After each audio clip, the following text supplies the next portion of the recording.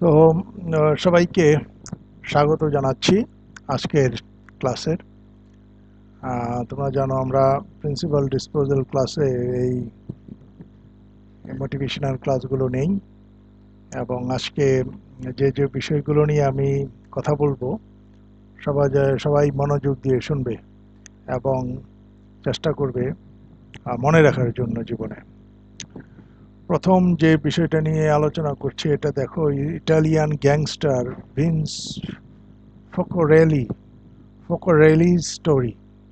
Vince ফোকারেলিস একজন gangster ছিল এবং সেই ইটালিয়ান শহরে একজন দুর্ধর্ষ মাস্তান টাইপ, আমরা বাংলায় জাতিকে বলি মাস্তান, এই ধরনের মাস্তান। সে অনেক বেশি সিসির মোটরসাইকেল চালাতো, তার সাথে অনেক সাঙ্গপাঙ্গ থাকতো এবং সব জায়গায় মাস্তানি করে বেড়াতো। এমন একজন লোক যে ছয়বার বিভিন্ন এনকাউন্টারে মৃত্যুর মুখোমুখি হয়েছে, এবং এর মধ্যে তার সন্তানকেও কিন্তু এরকম মুখোমুখিতে হারিয়েছে। এরকম একজন মানুষ যখন এই 6 টাইম যখন তার ছেলে মারা যায়, তারপর সেও ওই ওই এনকাউন্টারে সেও অসুস্থ, মানে আঘাতপ্রাপ্ত হয়, এবং তারপর সে হাসপাতালে থাকে এবং হাসপাতাল থেকে বের হয়ে তাকে পুলিশ কাস্টাডিতে নেওয়া হয়, এবং তারপর তার মধ্যে পরিবর্তন আসে এবং পরিবর্তিত হয়ে সে একজন ভালো মানুষ হয়ে যায় এবং সে ইসলাম ধর্ম গ্রহণ করে এবং ভালো মুসলিম হয়। বর্তমানে সে সাউথ অস্ট্রেলিয়ার অ্যাডিলেডে একটা ফাস্ট ফুডের দোকান চালায় এবং সেখানে সে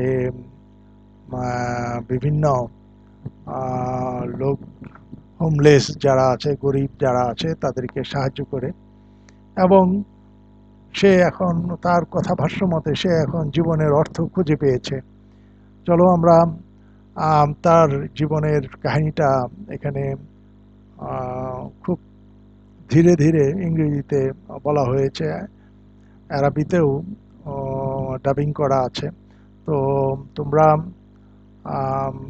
মন দিয়ে শুনলে পুরো ঘটনাটা বুঝতে পারবে, কিভাবে মানুষ পরিবর্তন হয় এবং কিভাবে সঠিক রাস্তায় ফেরত আসে, সেই বিষয়গুলো তোমরা এখানে জানতে পারবে। তো চলো আমরা ওদের ভিন্স ফোকারেলির জীবনীটা দেখি। ওকে, চলো।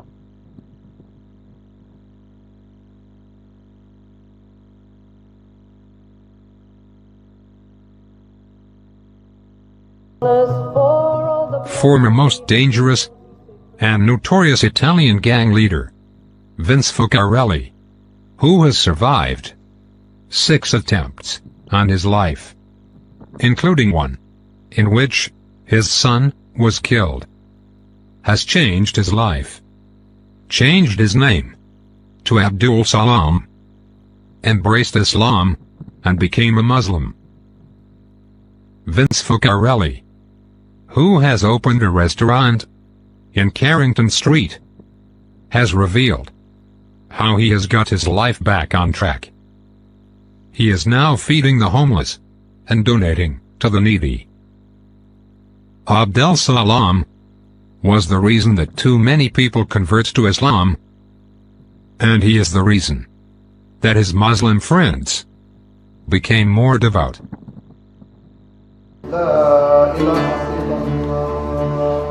So has his Islamic faith.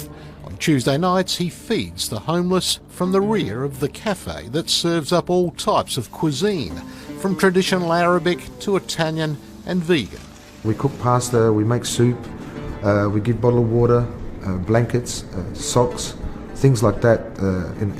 We make a package. We probably can't cater for the 6,000 homeless that there is in South Australia, Adelaide, but we do the best we can every week to provide a service for them. He also uses his notorious past to help guide troubled youth here and interstate with a simple message. It's an evil way to live, and with evil comes evil, you know. And with evil and stuff like that, Frank, a lot of people suffer, not just yourself. It's like a domino effect, you know. You have your wife, your kids, your mother, your father, you know, your friends. It's not just you, you know, and that's where the selfishness comes in. And he counsels those behind bars who, like him, took the wrong road, like Dan. There's a mate of mine, I'm very proud of him. His name is Dan. He took the name of Yusuf. I want to send Ramadan Karim to him and let him know that all the brothers out here, I've been hearing about him. They're very proud of him for his change. What advice would you have for any young person out there today that may be taking the wrong fork in the road? It's not worth it. There's no light at the end of the tunnel, Frank. There's no pot of gold at the end of the rainbow. That's just, in my eyes, is a myth. The days of guns, fast bikes, flashy clothes that marked the bloody life of gangster and bikie Vince Foccarelli are, according to him, gone. Yes, even his name. What is it today? Imran Abdul Salam, which Abdul Salam means the slave servant of peace of Allah. La ilaha illallah. Although raised a Catholic in a traditional Italian migrant family, he's been a Muslim for 15 years, but admits losing his way from the righteous path he now strictly follows. I chose that life the way it was meant to be lived, you know. I didn't make any excuses. I did what I did. So he hopped out of the back seat and then fired a number of shots into the car. Giovanni in the passenger seat was killed. It was the 6th attempt on Vincenzo's Now, life. for the first time, Vince Foccarelli opens up on his notorious criminal history. Look, Frank, the truth is that when you live that life and you enjoy living that life, the people around you that you're referring to and explaining, it didn't seem that way then. It felt normal. That, you know, that way of life was normality. Surviving 6 attempts to kill him. You've been a very lucky man. I've been a blessed man. Not a lucky man, a blessed man. Both Foccarellis were hit several times. The shooting murder of his stepson Johnny. Did you feel that you wanted to take some kind of revenge, retribution? Absolutely. For those? Of course, Frank. But I think that's for everyone would have that first instinct, you know, when it comes to things like that. Especially in that life, you're required. You know, it's like a requirement of it. And his redemption. You could never go back to that. Never, Frank.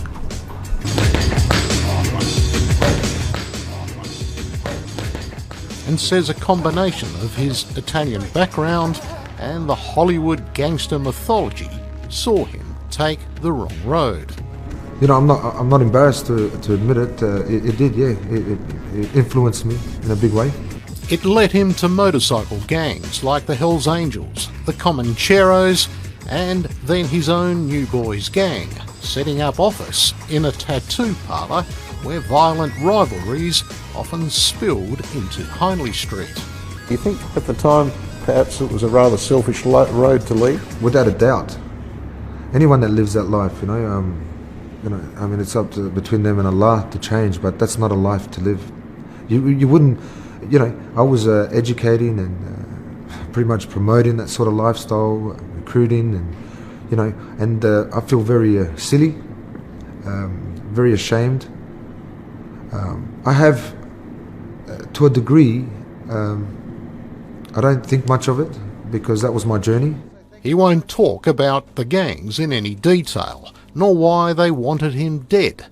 2 Hells Angels associates blew themselves up trying to deliver a bomb to his home. Were you living in fear yourself after all that?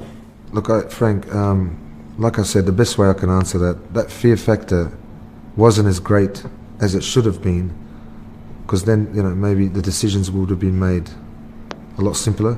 I was concerned about my family, and I had no time to be concerned about myself. I chose that life, like I said, and whatever came at me, I took it on the chin for myself, but the concern was for the family. But his family did become targets. Police say the video leaves no doubt that Focarelli knows who killed his son. He is not cooperating whatsoever. While sitting in a car, Vince and his stepson Johnny were hit by a hail of bullets. Very sad and very concerning that he wouldn't die, that I'll make it to the hospital. Were you telling him that while you were in the car? Was he conscious or? No. I was telling myself that it was okay, that he's just unconscious and everything will be okay. And I was talking to him, obviously, and I didn't want to believe that that was it. Johnny was dead by the time the ambulance reached them. Vince was badly wounded. Was that the sort of turning point in your life, you think? No. It wasn't? I have to answer you honestly, Frank. I was very angry and, and frustrated at the situation. Did you have feelings of revenge? Yes. Absolutely. On his release from hospital, Vince was arrested. He wound up in solitary confinement in Yatla's G Division. It was to be his road to Damascus moment. I started reading the Quran and a lot of things spoke to me in regards to my life. You know, you can't delay it or you can't prolong death, but everything is written. Allah has written it. When I read this, I remember getting very emotional, Frank, and realizing then and then that no matter what, even whether I was a gangster or not gangster, you know, my son had to die that day. And the man that shot and killed Johnny, you have a sense of forgiveness for? Absolutely, Frank. I believe strongly in this religion, and it's because of this religion that I am able to forgive the man that has shot my son. It hasn't been an easy road for that, I can tell you, but I'm there. Do you walk down the street having to look over your shoulder? No, not at all, Frank. If anyone wants to harm me or anything like that, I mean, at the end of the day, that's their choice. I'm good. I'm free from everything. I'm enjoying my life. I don't feel scared, and that's not being arrogant. I'm strong with my faith, and I fear Allah. The ongoing legacy of Vince Focarelli's story shows the power of Islam that managed to change him from being a gang leader to an excellent example of a truthful, generous, and an honest man. May God protect him, guide him, and strengthen his faith. Allah is more exalted than heaven and earth. His pleasure more important than the greatest of rewards. Allah is greater than any praise we make of men. So in word and deed and prayer we say, Allahu Akbar, Allahu Allah, Allahu. So আমরা দেখলাম এই ঘটনা দেখে কি বুঝলাম? আমরা এই ঘটনা দেখে বুঝতে পারলাম যে ইসলাম যে সত্য ধর্ম এবং এত এত পাওয়ারফুল একজন মানুষ যখন পরিবর্তন হয় এবং সত্যের পথে আসে এবং তারপর চিন্তা করো তার লাইফস্টাইলটা কেমন পরিবর্তন হয়ে গেল। সে নিজ হাতে ফাস্ট ফুডের দোকানে কাজ করে নিজে উপার্জন করতো এবং সেই উপার্জন থেকে সে গরিব দুঃখীকে দানও করে। তো একজন যখন হেদায়েত দেওয়া হয়, আল্লাহ তাআলা যখন হেদায়েত দিতে চান কাউকে, তখন অনেক নিকৃষ্ট মানুষ হলেও হেদায়েত আসতে পারে যদি সৃষ্টিকর্তা চান। এবং কত সুন্দরভাবে আমরা দেখলাম যে ভিন্স ফখরুলি পুরোটাই পরিবর্তন হয়ে একজন খুবই অসাধারণ একজন মানুষে পরিণত হয়েছে। তো আমরা আসো এরপরে কি দেখব? এরপরে স্মোকিং অফ শিম্পাঞ্জি। এটা জাস্ট তোমাদেরকে একটু আনন্দ দেওয়ার জন্য দেখাচ্ছি। স্মোকিং কিন্তু খারাপ for your health, for your internal organ, তোমার লাং এবং তোমার শ্বাসতন্ত্র, এই সমস্ত জায়গায় যদি কেউ স্মোক করে তাহলে। চলো দেখো শিম্পাঞ্জির কিভাবে স্মোকিং করার জন্য তার সিগারেট ধরাচ্ছে লাইটার দিয়ে, আবার ফেরত দিচ্ছে লাইটারটা, খেয়াল করেছ? গুড, আবার টানছে, গুড। আমরা এখন নেক্সট কি আছে চলো দেখি। পরবর্তীতে আমরা দেখতে পাচ্ছি এখানে লেখা আছে be a good person, avoid backbiting. Backbiting বা গিবত করা, অন্যের অনুপস্থিতিতে কিছু বলা হলো ব্যাক বাইটিং বা গিবত। গিবত করা খুব খারাপ জিনিস। আমরা আমাদের মধ্যে এই হ্যাবিট যাতে কারোর মধ্যেই যেন এই ধরনের কোনো স্বভাব না থাকে যে কারোর অনুপস্থিতিতে কারোর বদনাম করা। এটা খুব খারাপ অভ্যাস এবং এটা আমাদের ধর্মে এবং সব ধর্মেই ইনফ্যাক্ট এই গীবত করা বা অন্যের সমালোচনা করা তার অনুপস্থিতিতে এটা করা উচিত না, এটা নিষেধ করা আছে। এবং যে করে সে খুব একটা ভালো মানুষ না। চলো এ ব্যাপারে আমাদের ধর্ম আমাদেরকে কি শিখাচ্ছে আমরা সেটা দেখি। আমাদের ধর্ম আমাদেরকে সবসময় ভালো কিছু শেখায়, তো আমরা ভালো জিনিস জানতে চাই, তো সেটা দেখি কি বলবো। দেখো আপু, আমি কিভাবে জোরে ঘুরিয়ে মারি। তাই নাকি? কিন্তু তুমি তো সবসময় আউট হয়ে যাও। যখন খেলবো তখন দেখা যাবে। তুমি তো সবসময় আমাকে খেপাতেই থাকো। আব্দুল বারি, এখন চলো মিলেমিশে খেলি। ঠিক আছে ঠিক আছে। আরে আপু, ওই দেখো আকিবকে কিভাবে খেলছে। সে তো আমাদের মতো এখানে খেলতেই আসছে। হ্যাঁ, কিন্তু ওকে আমার একদম পছন্দ না। আচ্ছা, তাই নাকি? তুমি জানো আপু, ও খুব খারাপ, সব সময় খারাপ কথা বলে, দাঁতও মাজে না আর নিজের বড়াই করে। থামো আব্দুল বারি, কেন তুমি গুনাহের কাজ করছো? হ্যাঁ, আমি কোথায় গুনাহ করেছি? তাছাড়া আর কি? যদি আকিবের মধ্যে কোনো খারাপ অভ্যাস থাকে তাহলে ওর সাথে খেলো না, না হলে ওকে একা ডেকে ভালোভাবে বলো যে ওটা খারাপ কাজ। হতে পারে ওই খারাপ কাজগুলো ছেড়ে দেবে। বাহ, কি বলছো তুমি?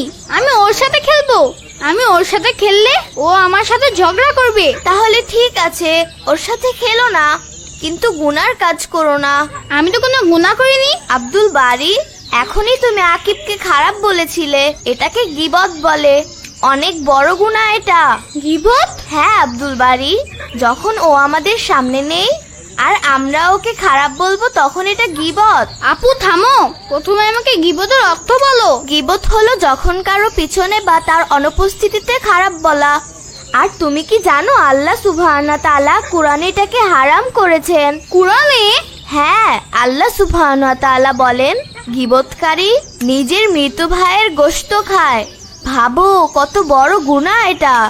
মানুষের গোশত খায় নাকি? তাও আমার মরা ভাইয়ের। এত খারাপ কাজের গুনাহ কেউ করে নাকি?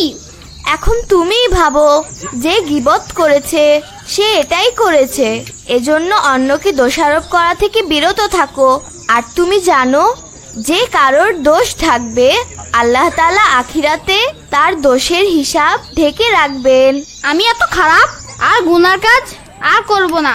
তুমি জানো আপু, গীবত করা নিজের মরা ভাইয়ের গোশত খাওয়া সমান। এটাকে কেউ পছন্দ করবে না। একদম ঠিক বুঝেছো আব্দুল বারি। আমি এখন বুঝেছি নাকি? এ তো আমি আগের থেকেই জানতাম। হ্যাঁ হ্যাঁ, তোমার তো সব কথা প্রথম থেকে জানাই থাকে। চলো এখন খেলতে যাই। হ্যাঁ ঠিক আছে, কিন্তু আজ থেকে গীবত করা একদমই বন্ধ, না হলে আল্লাহ তাআলা আমাদের জান্নাতে অনেকগুলি গাড়ি দিবেন না। ঠিক আছে, বল বের করো। ওই দেখো সেলিম আর রাকিবও এসেছে। Ya Allah, Ya Allah, Ya Allah, Ya Allah, Ya Allah, Ya Allah, Ya Allah. তো আমরা কি দেখলাম?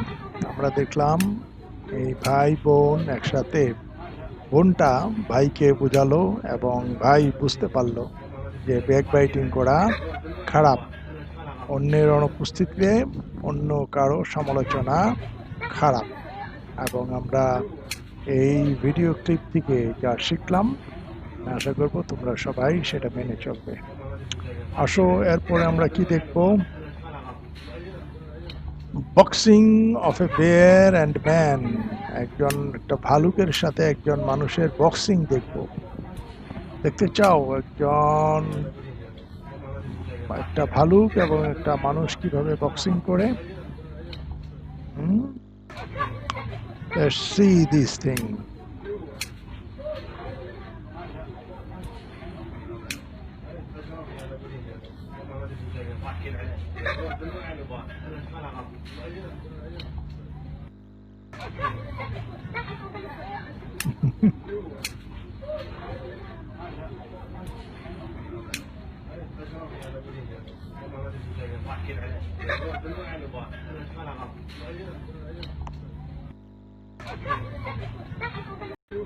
তো আমরা দেখলাম ভালুকের সাথে মানুষের বক্সিং, এবং ভালুক, আমার তো মনে হলো ভালুক অনেক অনেক পারদর্শী বক্সিং এর ক্ষেত্রে।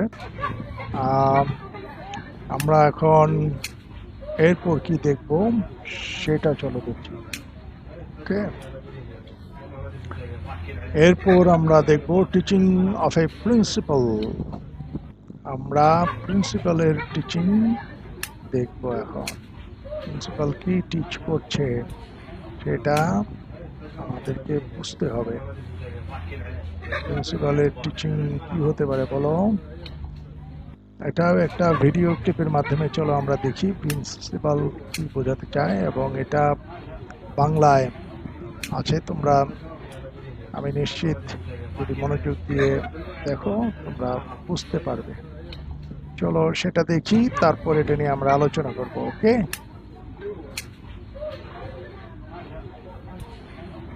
একবার একটি বিদ্যালয়ের প্রধান শিক্ষকের কাছে বেশ কিছুদিন ধরে অন্যান্য শিক্ষক শিক্ষিকারা অভিযোগ করছিলেন, বিদ্যালয়ের বিজ্ঞান বিভাগের ছাত্রছাত্রীদের মধ্যে প্রতিযোগিতা এতটাই বেড়ে গেছে যে তারা নিজেদের একে অপরের চেয়ে বড় প্রমাণ করার জন্য রীতিমতো সহপাঠীদের সাথে দুর্ব্যবহার করছে, একে অন্যের নামে কটূক্তি করছে। ফলে শিক্ষকদের পক্ষে ক্লাস নেওয়া খুবই কষ্টসাধ্য হয়ে উঠছে, এবং বারবার নিষেধ করা সত্ত্বেও তারা কিছুতেই শিক্ষকদের কথা শুনছে না।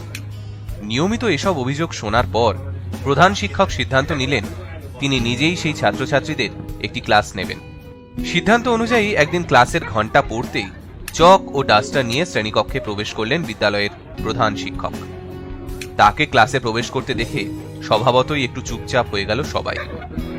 এরপর প্রধান শিক্ষক একটা চক হাতে নিয়ে ব্ল্যাকবোর্ডের ওপর একটা সোজা দাগ টেনে ক্লাসের সবার উদ্দেশ্যে বললেন, এটা কি? গোটা ক্লাস সমস্বরে উত্তর দিল, সরল রেখা স্যার।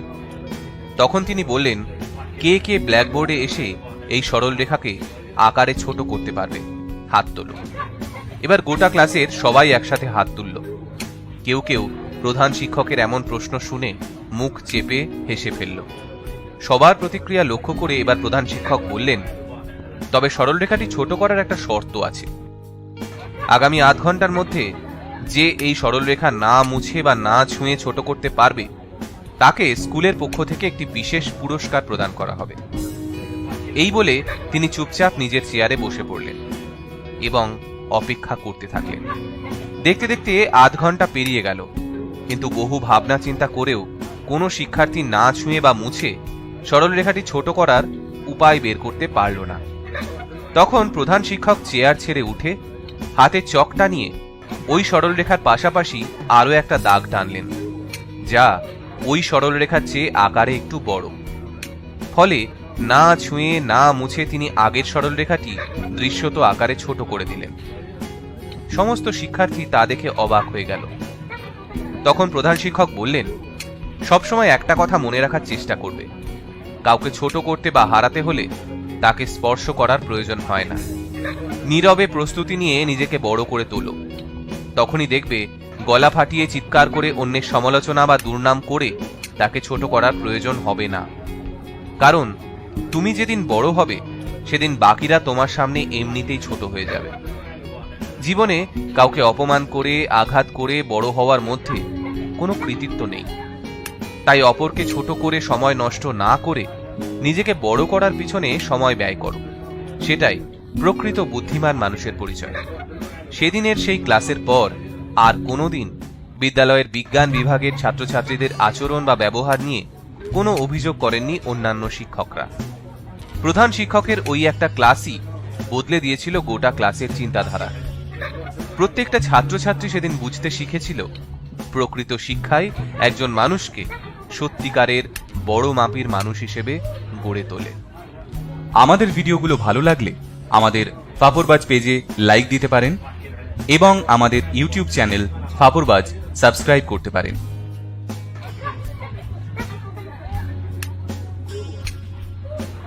সো আমরা কি দেখলাম? আমরা দেখলাম যে কাউকে ছোট করার জন্য তার সাথে ঝগড়া করা বা তাকে লিটারালি তার কাছে যে তাকে অসম্মান করা, ছোট করা উচিত নয়। কাউকে যদি তুমি রিয়েলি ছোট করতে চাও তাহলে নিজে বড় হয়ে যাও, নিজে পরিশ্রম করে, নিজের শ্রম দিয়ে, নিজের পড়াশোনা দিয়ে, নিজের জ্ঞান গরিমা দিয়ে নিজেকে উন্নত করো। তাহলে অন্যরা অটোমেটিক্যালি ছোট হয়ে যাবে। কাউকে কখনো কষ্ট দেওয়া উচিত না, কারোর সাথে ঝগড়া করা উচিত না।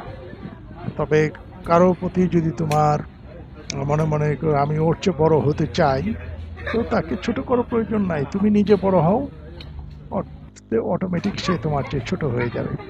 খুবই সুন্দর কথা প্রিন্সিপাল আমাদেরকে শিখিয়েছে এবং আমি আশা করব তোমরা এই ক্লিপটা থেকে, ভিডিও ক্লিপটি থেকে আসল যে বিষয় এর ভিতরে নিহিত আছে সেইটা বোঝার চেষ্টা করবে এবং নিজেকে ধীরে ধীরে উন্নত থেকে উন্নততর পর্যায়ে নিয়ে যাবে। নিজেকে ফার্ম ফুটিংয়ের উপর, নিজেকে দৃঢ়তার সাথে দুনিয়ায় এস্টাবলিশ করবে এবং অন্যরা অটোমেটিকই তখন তোমার চেয়ে ছোট হয়ে যাবে, তুমি সবচেয়ে বড় হবে। আমরা সবাই দোয়া করি তোমরা সেই ধরনের মানুষ হও। তো আজকে এরপরে কি আছে চলো দেখি। এরপর তোমাদের প্রশ্ন তো ভিডিও ক্লাসে কিভাবে নিব আজকে, পরবর্তীতে যখন আমরা সামনাসামনি ক্লাস করব তখন হয়তো প্রশ্ন নিব। আপাতত আমরা এরপর সবাইকে ধন্যবাদ জানাচ্ছি। সো ডিয়ার স্টুডেন্ট, আমরা আজকের মোটিভেশন ক্লাসের বেশ কতগুলো বিষয়, এর মধ্যে প্রথমেই জেনেছি ইটালিয়ান গ্যাংস্টারের কথা এবং তার জীবন পরিবর্তন হয়ে যাওয়ার কথা। তারপর দেখেছি যে আমরা কখনো গীবত করব না, গীবত করা খারাপ।